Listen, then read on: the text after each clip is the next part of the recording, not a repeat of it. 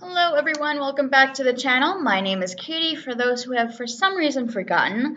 And this week today I will be talking about banned books because today is actually the start of Banned Books Week. So what are banned books?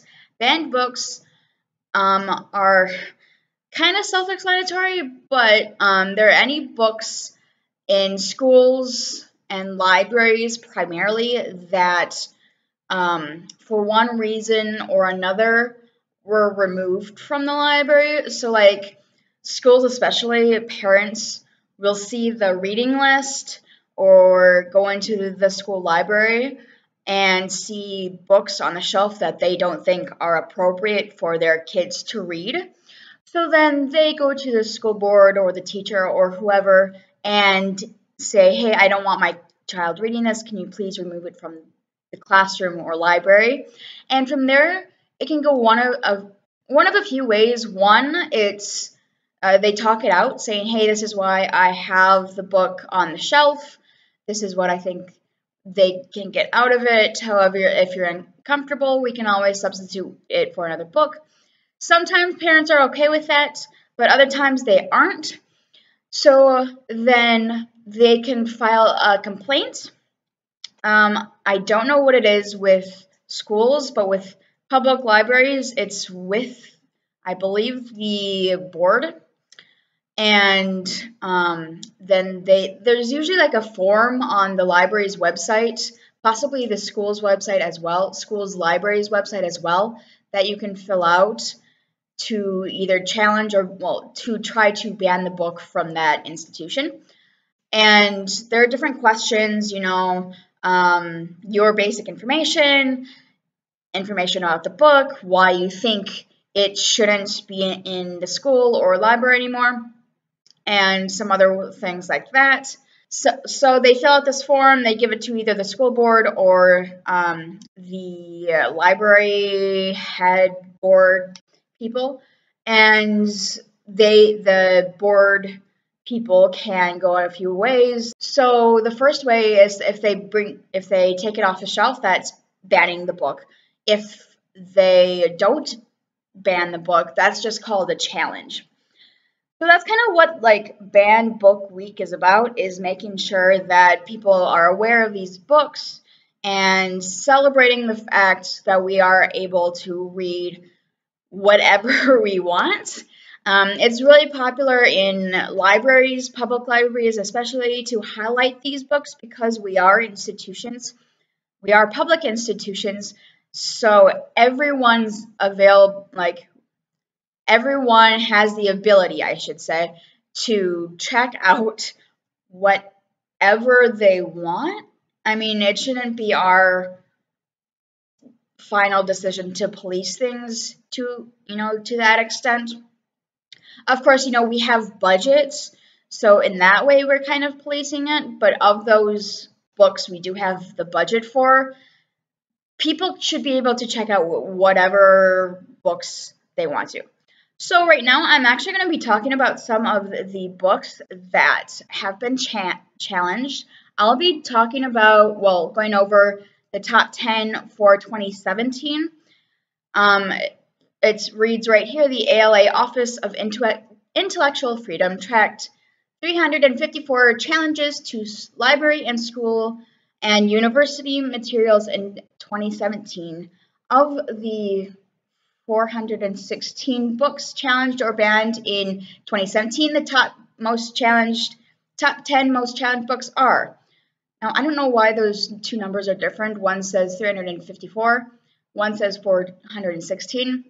I don't know if that's just a typo or what. The top 10 most challenged books of 2017 are 13 Reasons Why by Jay Asher, but because it discusses suicide, I mean, I guess, but also it's a good discussion to have regardless. It can start discussions between parents and kids. Number 2, The Absolutely True Diary of a Part-Time Indian by Sherman Alexie. Now, I have read this as well as 13 Reasons Why. True Diary, I could kind of see because the description here says it's because of profanity and situations that were deemed sexually explicit. At the same time, this book is kind of autobiographical, so using kind of that language and depicting those scenes are kind of important for the book as a whole. Drama by Raina I'm going to butcher this last name, Raina Telgemeier. I've read this. It's a really good book. It's a graphic novel talking about a drama club in high school. And the reasons behind this was because it includes LGBT characters as well. It was considered confusing.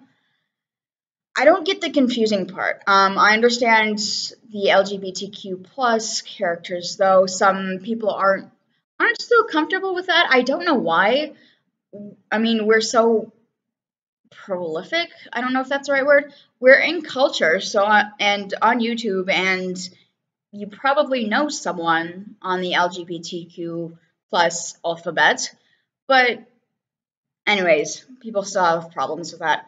The Kite Runner by, again, butchering this name, Khaled Hosseini. This I get, they put, it includes sexual violence as well and was thought to lead to terrorism and promote Islam. Okay. The sexual violence, yes, I understand that. There is a scene in there that is sexually explicit to a point. It's seen through a kid's eye, kind of like a 10-year-old's eyes. So it's not done to him, but it's done to a different character. And so it's kind of like skewed in that way. But again, it's part of the story. And again, I don't know why it's like the Kite Runner for kids. This might be more for a high school. But lead to terrorism and promote Islam? Not really, because the main character is running from the fighting and the terrorism, as they call it, and I don't know if his religion is really discussed. Anyways, the next one is George by Alex Gino. I haven't read this one yet, but it's on my list. I have it on hold at the library. This one is about a kid who doesn't identify with the gender that they were born into, that they were born as, and yeah, that's why it's banned or has been banned. Sex is a Funny Word by Cory Silverberg. This one I haven't read yet. It's on my to-read list. I have it on hold right now. It addresses sex education. These are the reasons. It addresses sex education, and it is believed to lead children to want to have sex or ask questions about sex. What the heck is wrong with that? Kids should be able to feel comfortable discussing sex with their parents.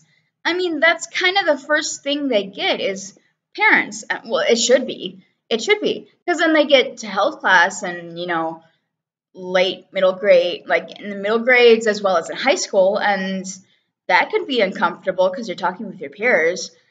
Anyways, I don't know. I don't know with that one. I really don't. To Kill a Mockingbird is the next one.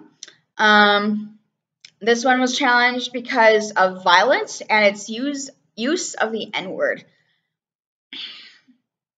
Okay, violence, there's kind of a lot of books with violence in it, and I don't know if everything will make it on this list because of that. The N-word, it was because of the culture at the time. I think people, kids and adults alike, need to realize that that was the culture of the time that Harper Lee was writing of. They used it all the time. Should we use it now? No, but it was because of how they used it at that time, and I believe that's the 50s or 60s that it was used in the book. Anyways, The Hate You Give by Angie Thomas, which is also becoming a movie, which is kind of nice. I liked the book. let's see what it says. It says it was considered pervasively vulgar and because of drug use, profanity, and offensive language. I mean, I understand that some parents might want to hold their kids back from reading that too early. That's fine. However, if you ban it, it's like, well, you have to expose it to them sometime. That's my only thing.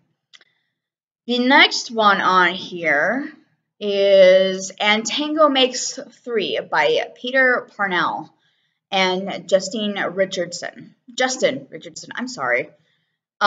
This book, if you don't know it, it's about two penguins who are both male, and the zookeeper has seen that they tend to do everything together. So that's primarily why it's been challenged. According to this, it features a same-sex relationship. So that's what that one is. And then I Am Jazz is number 10 on this list, and the last one by Jessica Herthel and Jazz Jennings. If you don't know who Jazz Jennings is, she is a transgender female girl who's in her teens now. And she knew from an early age that she was not supposed to be a boy and wanted to become a girl, or wanted to look like a girl and to match her brain, if that makes sense. And so that's the main problem that people have with this picture book, is because it addresses gender identity. Again, me personally, I think it's good for kids to talk about gender and gender identity. That's just me, though. I know there are some parents out there that wouldn't want their kids reading that, and that's fine. It's just let other people read it as well. Like, let other people read it then. So that's the top 10 challenge and banned books of 2017. Now I got this list from ALA's website. I'll link it below so you can find out more specifics of what were banned. Again, those were just the top 10 of 2017. Now, if you have any questions for me about different banned and challenged books, let me know in the description in the comments below. But that's all I have for you guys today. So I will see you guys later. Bye.